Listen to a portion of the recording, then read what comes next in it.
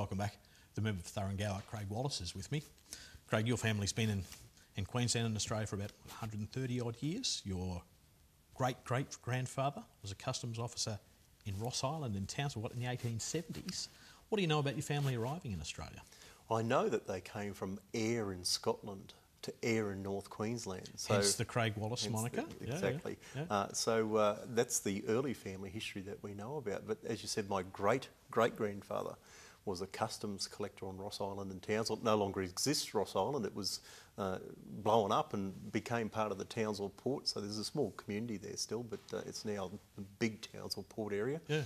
And then my great-grandfather moved down to Bowen, Ravenswood and Charles Towers, working for Queensland Railways, and actually became the first station master and postmaster in my hometown of Home Hill when it got opened up in 1914.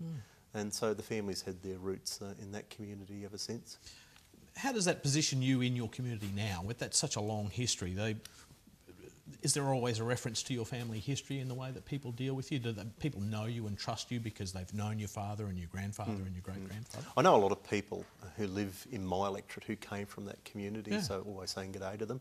And when I travel back to the Burdekin, it's certainly a longer family association there with the way I've grown up and my forebears before me. But one of the things that I think is really good to see is coming from that same district. For instance, in my role as Main Roads Minister, is to see a thing like the Bruce Highway.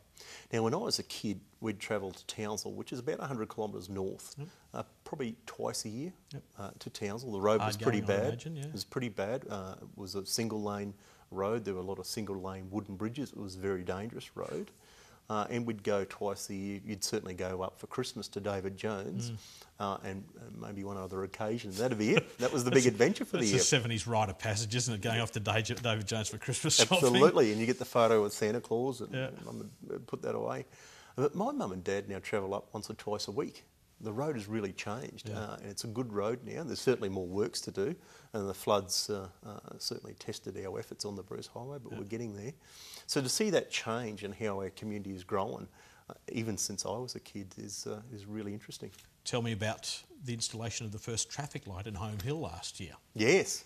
Amazing living in Brisbane as I do and not getting up to the north very often. That's a pretty major thing to happen in a little town like that. For a small community, certainly is. And it's right on the Bruce Highway. So the Bruce Highway goes through the centre of town. And I had, when I first became Main Roads Minister, some people come to see me who were in wheelchairs. And as our population grows older, we're going to see more people in mobility devices like wheelchairs. And they said, we're finding it really difficult to cross at Home Hill. It's a wide street from one side to the other. A lot of heavy vehicles, trucks coming through. A lot of cars coming through. And so I asked the department to look at installing a set of traffic lights.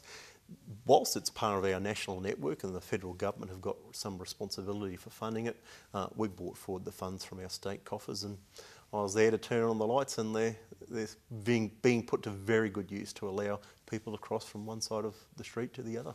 Is there much of a process involved in doing something like that? I mean, it's not as if you're adding to the already existing network. You're putting something in that doesn't actually exist. Is it a difficult process to get started? Do they just go, oh, OK, Craig, no worries, we'll do it for you tomorrow? No, we've got to go and consult with the community, talk to the community about the best location, and also talk to the local council, have a look at what services are nearby, like the electricity that's needed for the lights, and like telephone lines to make sure we don't cut those when we put in the infrastructure into the ground. So it is quite a complicated procedure. People often say, you know, you've got the money for this road, just go out and build it. But we want our roads to be here for the next 50, 60 years. The new Sir Leo Hillshire Bridge that we built in Brisbane has got a 300-year lifespan. So planning that meant we had to get it right. We had to get the materials right and the structure right from day one. It always amazes me the foresight that went into the design of the Story Bridge, for example. That's 60, 70 years later, it can still be serving its purpose and still actually able to meet the needs. And there's no way in the world in 1940, 42 that you could have foreseen the amount of traffic that was going across there every day. Absolutely. You know, having our infrastructure there so it's not there for 20, 30, 40 years' time, but predicting what will happen in the future is a big role that we play in a department. We've actually got land holdings right across the state for future roads, for future extensions to our network, be they bikeways or our rail network. And we've got those holdings there because it's the right thing to do, to hold them, and when that future is needed, we can roll out that infrastructure. There's so much of it going on around Brisbane, let alone the rest of Queensland. Is there a time in the future you think where we can look forward to respite from roadworks, or is this just something that we're going to constantly be dealing with because we have a constantly evolving population? We've got a growing population in Queensland, and we've got to keep pace with that particular growth. I'll put it in an interesting perspective. In Queensland, we spend about $750 for every man, woman and child on our roads. Our next nearest state that comes close is New South Wales, where the figure's just over $400 for every man, woman and child. In regional Queensland, where I'm from, we spend about $1,600 for every man, woman and child on our roads. So we've got a massive program of roadworks across the state, more than any other state and more than any time in our history.